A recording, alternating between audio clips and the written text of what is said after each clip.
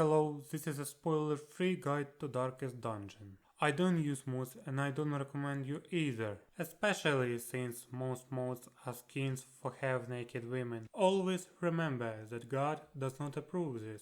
So let's get started. And a first thing I want to talk with you is a Hamlet management. Hamlet has various buildings that don't unlock instantly. It takes 4 or 5 weeks to unlock everything. You can spend heirlooms to make Hamlet better. The first thing you want to do is upgrade the Stagecoach. This is like lifeblood of your game. Its biggest impact is probably in the first quarter to 1/3 of the game. And new heroes are randomly generated and they are put in the Stagecoach. You can drag any hero to your roster if your roster is not maxed out. Stagecoach network increases the amount of heroes that we can see every single week here. And the more you have, the better off you will be. Certain combination of characters work better together than others, so you will really benefit from the flexibility of having a diverse roster. You don't need more than 4 honestly. For most intents and purposes, 4 units is usually enough.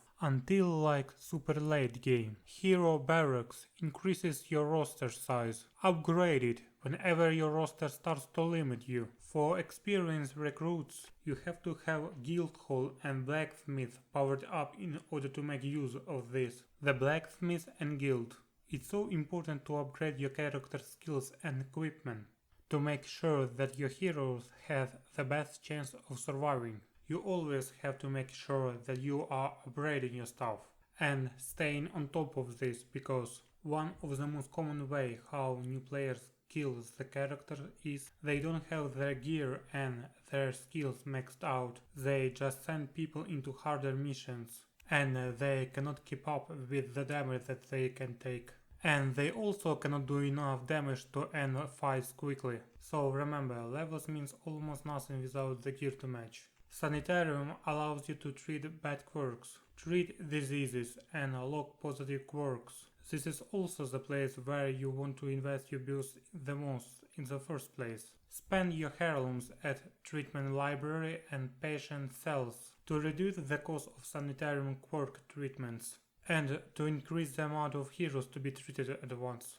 Upgrading medical devices is usually not too important, because your heroes will not get diseases very often. Norman Wagon is the place where you can purchase trinkets, in case you have trouble finding good trinkets during expeditions. The Abbey and Tavern allows the heroes to be relieved of the stress accumulated during expeditions. They cost the same and relieve the same amount of stress. But the Abbey is less risky concerning possible negative side effects, and it's better to upgrade the Abbey for stress relief rather than the Tavern, because the Tavern shares heirloom cost with the guild. Survivalist is where you can upgrade your hero's camping skills. Generally speaking, I would recommend you upgrade Stagecoach, Blacksmith, Guild and Sanitarium first. Upgrading other buildings such as Norman Wagon, Abbey, Survivalist and Tavern is not usually too important, and your heirlooms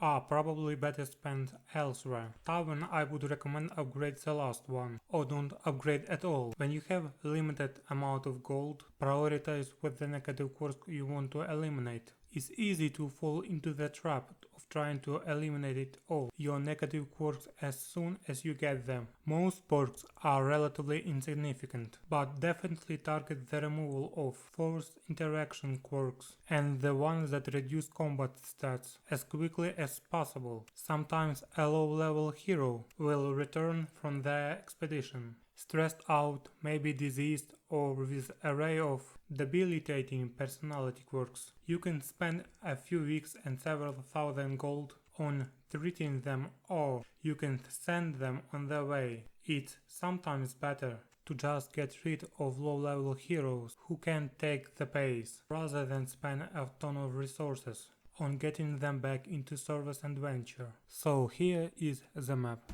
This is where you pick the missions to go to.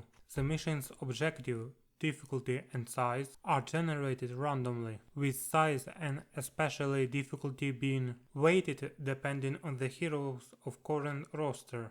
The circle with the spikes that surrounding the icon of mission tell you about the expedition length. It could be short, medium and long. When facing medium and long size missions, 1 or 2 units of firewood will be provided to allow to camp during the expedition, giving a chance of respite from combat stress and damage, and possibly to better prepare for further encounters with camping skills. Both missions are always of medium length. The missions have different levels of difficulty. It could be apprentice, veteran and champion. Heroes that are 2 or more levels above the expedition level will refuse to take part in it. Heroes of any level below the expedition can participate, but low-level heroes will suffer severe stress damage from partaking in it. Missions can have a task to take care of in order to consider the expedition successful. There are different types of the missions. Explore is the mission where you need to scout 90% of the dungeon room. Plans requiring the party to win every fight encounter in dungeon rooms. Gather missions will require the party to collect quest item from special curios distributed around the dungeon. Activate. These missions require the party to activate various special curios along the dungeon, consuming special quest items provided with the rest of the provisions. At the start of the expedition, there is a skull at the bar with a number here. You will see when you do missions, this bar fills up. Every time this hits the skull, it spawns a boss, and if you beat the boss, you get the goodies. They give you very rare trinkets, which are orange, and those are pretty powerful. So if you get an early boss kill, you can actually get some really good stuff. So just be on the lookout for. Now let's talk about how to prepare a party for each dungeon variation. A team is typically built around healers, damage dealers and stunners. Always bring someone who can reliably hit backline targets, no matter where you go. A minimum of 2 is necessary, but often you will want to bring 3, as that's typically where priority targets tends to be. It's also nice to have a damage variety. If you decide to have a character with a dot damage in your party, it's important to know which enemies are most vulnerable to each type of dot in each dungeon. In the ruins and the cove, they are weak against blight, and in the warrens and the wild, they are weak against bleed. The Vestals are good enough at healing to maintain a party alone. For any non-Vestal party, you would preferably want 2 healers or rely on self-healers. Early level Vestals can't really keep pace with enemy damage, and they are better used as stunners. A lesser team building consideration could be ambush prevention before setting off on an expedition. Don't forget to put your characters in the facilities. Check out the Stagecoach, and do your characters in your party have skills and equipment maxed out? And don't forget to equip your characters with the trinkets. Let's talk a bit about what to take when you are preparing to go on the mission. I personally like to take more provisions, usually than most people recommend. It's never a bad idea to take all the food, because sometimes you just get into a fight where you get surprised at full torch, or the enemy crits you 5 to 7 times in like 7 turns. And so you need to eat some food to help heal your characters. The extra food also gives you the option of feasting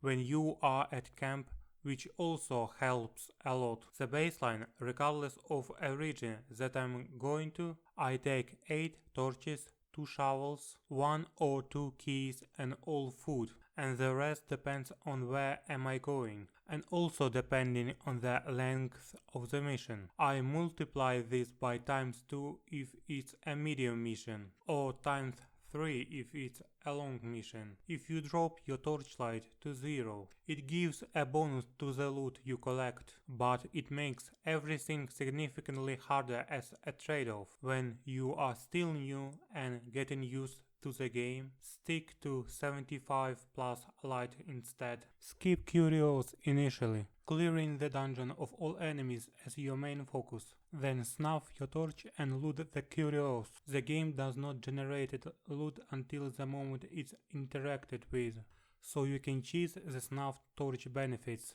Consider camping early for scouting and buffs. Scouting prevents some of the most common cases of RNG, blowing your game up. Up to 90% of complaints about RNG are solved by scouting comboed with speed. Scouting prevents you from being surprised and allows you to plan a route that avoids fights if you want, while speed allows you to go fast and stun or kill enemies before they act. Hunger tiles are generated when the dungeon is made, and rarely when you re-enter an explored hole. You are immune to hunger tiles for 2 rooms, after triggering one or after camping. If you are dealing with a very large map and don't know where to go to reach the boss fight, just look to see where the farthest room is located. Farm apprentice shamblers for trinkets, using level 2 heroes. Shamblers have 5 ancestral trinkets they can drop, including the much sought after map, candle and scroll. These can be dropped from any shambler difficulty, so there is no need to fight the big ones. Bring heroes with riposte and some AoE, then you can be less concerned with shufflers. Anytime you camp, your team risks a 33% chance of being ambushed. If you don't think your team would be able to handle an ambush, try to feed a character with an ambush prevention. The Antiquarian looks like a straight up a bad hero. Generally just bad stats and useless seeming skills, but she has 2 unique passive effects. Firstly, she increases the max amount gold can stack in your inventory. Secondly, whenever she directly interacts with a loot, giving a curio, she finds a special relics worth a ton of gold. The best way to deal with stress is avoid. Learn which enemies deal stress damage, usually the backliners, and target them with stuns and damage to prevent it from building up at all. You may hear players refer to action economy. This is the idea of getting as much out of every hero's action in a given situation. Think of dungeon as a marathon and battles as a sprint. It is not sustainable to suffer massive damage and stress in every battle. Minimize these factors rather than maximizing damage by preventing as many enemies' action as possible. Prioritize those that have a remaining action. Don't waste turns on buffing in battles, aside from bosses or endless. It's certainly not worth fight given the pace of fights. Stun things when possible. It's good for your action economy. You may stun lock dangerous targets until your damage dealers kill them off, or disable low priority targets, while you focus down bigger threats. In addition, it could buy an extra round or 2 for healing. Be aware that the game gives a 40% stun resist buff to enemies coming out of a stun, to stop you from stun locking. In general, it's a good idea to target position 3 and 4 first, as they are usually stress dealers, which is more difficult to heal than health. Protection is more reliable than dodge, but dodge can also make the game a joke if you can stack 100 plus of it. Healing in the early phases of a fight is generally bad. When you are down to 1-2 enemies, that's when you heal. Ideally, before stall timers kick in. Don't stand around waiting for your heroes to get wiped. The retreat option is almost always available. There is a small chance for retreat to fail, but your chance of retreating increases with every failed attempt. Keep in mind, if playing Stygian difficulty, you can get a game over by allowing 12 heroes to die. In Blood Moon it's raised to 16. The cycle of play. You do a mission, you come back, you look at the stagecoach, see who's in the stagecoach, look who do you want to take with you, and then you put people in the facilities. You go to a mission again, come back, get new heroes, do more town activities. Eventually you unlock all the bosses. You get strong enough to fight the monster in the darkest dungeon, which is the endgame dungeon. Then you go into the darkest dungeon. You do all the missions there, and then you beat the game. As long as you are persistent, you will accumulate enough advantage to complete the game. Anyway, thank you guys very much for watching this guide. I really hope it was informative to some of you, and if it was, feel free to leave a comment or subscribe and put the like on the video. It really would help me out and mean a lot to me. So thank you for watching, I will see you later.